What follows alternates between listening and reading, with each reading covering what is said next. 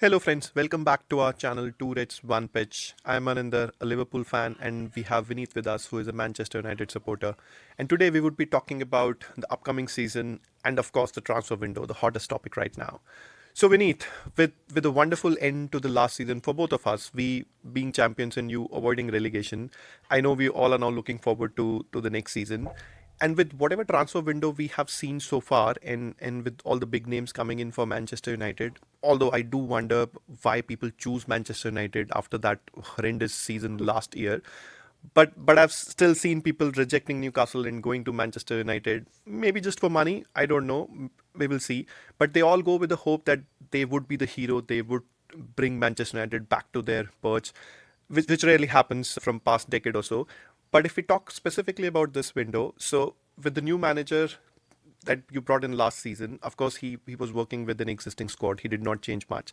And this was the first transfer window wherein he has gone ahead and started buying players which will fit in into his tactics. So we saw Cunha coming in, we saw Mbeumo coming in, and we saw Šeško coming in from under the nose of Newcastle, which I loved. But if we look at this front three, it is a completely revamped front three from last season. The other ones are still there. We will talk about them later in this video. But with this front three, first of all, what's your reaction to these three coming in, and what are your expectations out of all these three? Well, Maninder, the first reaction is they can't do worse, right? We only scored 44 goals last They can. season. Well, they can't. We only scored 44 goals last season, so they are going to do much better than the Manchester United forward line did last year.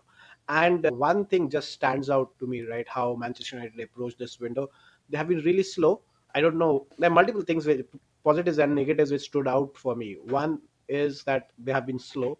They have been focused only on one signing. I don't know why they have such a big staff. Well, even with the cuts, right? So one signing, one person at a time they're targeting. But on the positive side, what they have keenly looked at is they have only gone for Premier League or preferred Premier League proven players. So that is where Cunha and Mbeumo are something which are exciting because they're going to come in from the wings, they're going to cut in or provide width, and I'm expecting a lot of goals. And both had pretty good goal haul last season, so I'm hoping that to continue. I'm pretty excited with Cunha, especially because in a couple of matches I've seen in preseason, his running with the ball, his strength, and his energy is like absolutely smashing, right? So I'm pretty looking forward to it.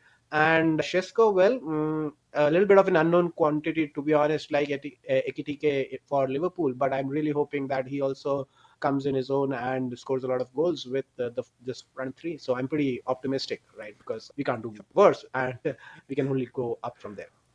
Yeah, we all can wish that you do worse and then just get relegated from the league. But you highlighted a valid point that it is a Premier League experience that he has been Yeah. targeting. Cunha and Mbeumo actually had a pretty good season last year, so I think those two are actually good buys.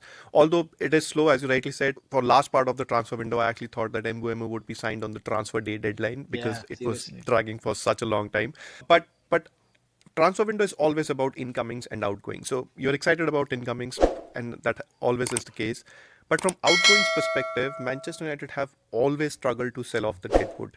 We'll start off with Rashford, and he's feeling upwards. I don't know what Barcelona saw in him. But what are your thoughts? Are you happy that he's gone, or you still have that bitter taste in your mouth that maybe he should have stayed, maybe he could have done a little more? Well, I'm very happy he's gone because it was not working for Hmm. Manchester United. It wasn't working for him. To be honest, I care more about Manchester United, so it wasn't working for Manchester United, and that's it, right? He has moved on, which is great.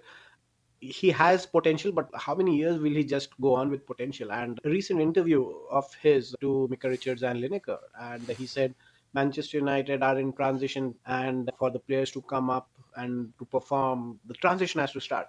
I don't think transition or not, you can still run on a football pitch, right? I don't know what he's talking about, but then again, I wish him best. I wish him very well so that he gets sold next year. We get a lot of money out of him, and good riddance to his wages. Yeah, I'm thrilled that he's yeah. gone. Yeah, I think that's a big win for you. Getting the wages Yeah. out of the way, I think that in itself saves you a lot of money. But Rashford is the one who went. But there is a very lengthy list of players that you want to get rid of, but no one is coming forward to buying them. So you have Garnacho, who is having horrid time, disciplinary issues. Then you have the greatest of all time GOAT, Antony. Then also you have Hoyland, your my favorite keeper, my favorite meme material, Onana. It's a pretty lengthy list, and I'm pretty sure I might be missing some names as well. Sancho, of course, who can forget? He comes in, goes out, comes in, goes out. So how? And Manchester United has this history of struggling to sell these kind of deadwood. What is your thought or what is your take on your current management team? Are you confident that they would be able to move these players off, or you feel that you would still be stuck with them? Yeah, so first of all, I would like to talk on Sancho, right? You remember David Luiz, which Gary Neville called a PlayStation player? I think Sancho is meant to just play on PlayStation. He can't even play like a PlayStation player. Anyways, he needs to go. I don't know why he's not going. He likes his wages too much. I think he has an offer from Roma. He's still contemplating. I don't want to waste my time talking about him, to be honest. So we'll move on. Yeah, you rightly said Garnacho again. All these problematic players. Garnacho, I, I loved him. I loved him. Right, it's a past tense, but his antics in recent past, right? If you have been left out, keep your mouth shut, put your head down, work hard, right? Ahmad had a really tough time with Eric Ten Hag, but he did come back. He's still at Manchester United, and Garnacho is being shipped out. And for all the opportunities Garnacho had, and I think a lot of them was because Rashford was throwing tantrums, bigger tantrums, right? He didn't perform. He absolutely didn't perform. He had open goals where he couldn't score. He had opportunities, he couldn't put them away. But yes, he was available. He was consistently available. So at least that is something which was going his way. But Chelsea, being Chelsea, they're playing their own tricks. Get it over with. Buy him, give us 50 million pounds, and so everybody can move on. Apart from that, Hoyland, he's been it's a little bit of a tough situation for him. He is a Manchester United fan and he wants to stay, but the club is kind of forcing him out because Šeško has come in and it didn't work at all for him last season, and even previous season it was pretty much okay. So a good opportunity for him to go on loan to AC Milan with an option to buy, I think. So if he does, absolutely, who knows, Amorim changes his mind and he can come back to Manchester United and fulfill his long-standing dream.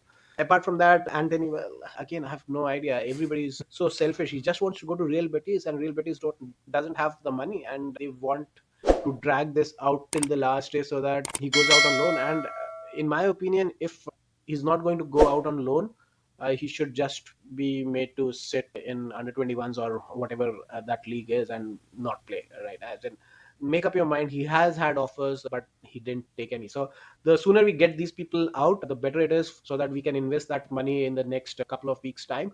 But they're not going to get back into the first team for sure.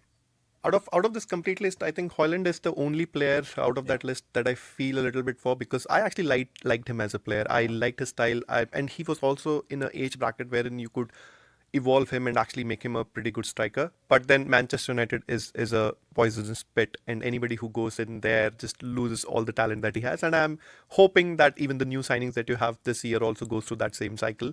But regardless, we still have decent runway from the transfer window perspective. Yeah. For the remaining window, what are your expectations and what do you feel are the areas that Ruben Amorim would target? And he being a very rigid coach, he rigid manager, he has clearly called out that he will stick to that 3-4-2-1 formation.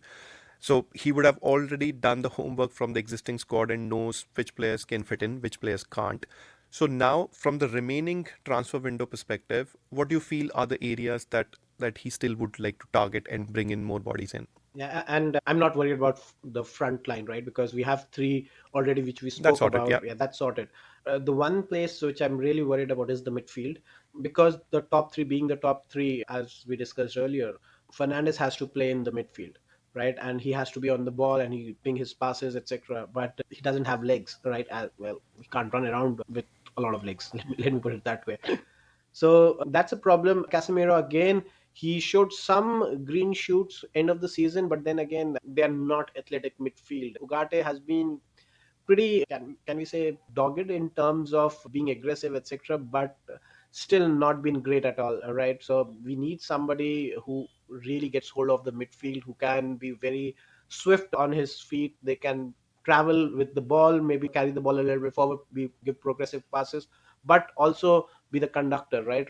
Deep lying midfielder who can sweep also. So, well, I've said everything and anything which attributes for a midfielder, right? So we need that kind of a player. Baleba was or is rumored to be one of the candidates. 120 million, 100 million for Baleba. I'm Yeah, not too sure. that's insane. Yeah, it's I would just insane. back off. Yeah. Yeah. Yeah, I'm pretty sure, and so it's pretty difficult to see the Baleba deal going through.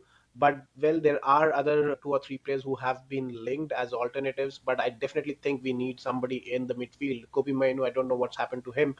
He was never very swift on his feet. They couldn't travel too much. Where great ball control, great technique, but still we need a lot of legs in that particular midfield. So that's one area I'm really worried on. Backline, I'm pretty much okay with that. Not the greatest of the backline, but still we have a good number of people out there and good center backs who can cover. And well, your favorite Manchester United player, Onana. The only thing it seems good about him is that he plays with a smile on his face, but he's a terrible goalkeeper, or that he has been Yeah, terrible the goalkeeper in smile the does last not year. save goals, so I know, and we need a goalkeeper who can at least challenge him, even if not displace him this transfer window. But I definitely want somebody who can come in as a new number one. Donnarumma is one who has been linked, but I'm pretty sure he's going to Manchester City. City. But yeah, I don't know. At least we should buy a goalkeeper who challenges Onana, even if not Yeah. displaces Onana. I can see players choosing Manchester United over Newcastle, but I can't see players choosing Manchester United over Manchester City. So I think for Donnarumma, it's an easy decision. So one thing that I'm very keen to see is how Cunha and actually Bruno Fernandes played together, because I personally feel they have a similar style of play, but it would be good to see how they link up. And I still believe you should have taken that 100 million for Bruno and let him go with a smile. But maybe that's feeling that I have, and you possibly might not share that feeling. But quickly, what were your thoughts? Should Manchester United have accepted that bid for Bruno, or are you comfortable with him staying? I think Manchester did not say no. They left the decision to Bruno, and I think that was a good way to go about things, right? If they would have accepted, I would have been a little bit disappointed, but not kind of distraught, to be honest. But because we would have gotten 100 million to invest, and 100 million for a 31-year-old player is quite a big amount. Exactly. But Yeah. I think out of respect and out of whatever Bruno has done for the club, because he's been the only player in the last 4 or 5 years who has done anything of note for Manchester United. So out of Yeah. respect, I think he's also the club captain. The club left the decision to Bruno, and he chose to stay another season. So let's see. We have another summer transfer window coming next year, so maybe we'll get 70, 80 Yeah. million, if not 100 million for him. But yeah, it's fine. I'm pretty. I don't have too much of a particular disappointment that he didn't go. But if he would have went, I would have accepted it and wished him good luck. Fair enough. Couple of things that always puzzles me with Manchester United is that from where do you get the money to spend in the transfer windows? I've seen Manchester United spending billions in the past maybe 10 years, in the past decade or so, and the biggest irony is that you're not even in any European football for next season. For that matter, you're not. Did not even finish in the top half of the current Premier League. So it always surprises me why players choose Manchester United over other clubs. Maybe prestige, maybe history, but if they're coming for pride, I think they will do good. But if it is just the money for which they are coming, I don't see then Manchester United going back to their glory days. But we'll figure out as the season progresses. We will see whether the new signings are in for the pride and making sure that Manchester United goes back to their perch, or they are just here for money and they are mercenaries. We will see together as the season starts. But best of luck for the next season, Vineet. And I really hope that Manchester United stays where they were last season, or maybe go further down one or two spots. I wouldn't mind.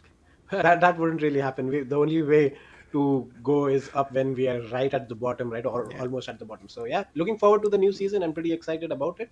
So let's hope for the Interestingly, best. that's what you said when that's what you said when Manchester United finished seventh or eighth a couple of seasons back, and you said only way is up, and we saw where you landed. So hoping against the hope. I'm an But optimist. anyways, Yeah. yeah, we all are. When we support our club, we support it wholeheartedly. Yes, But we thank do. you so much, folks. Thanks for joining in. Please do like, subscribe, and do let us know which is your favorite player from Manchester United in this transfer window and for whom you are actually rooting for this season.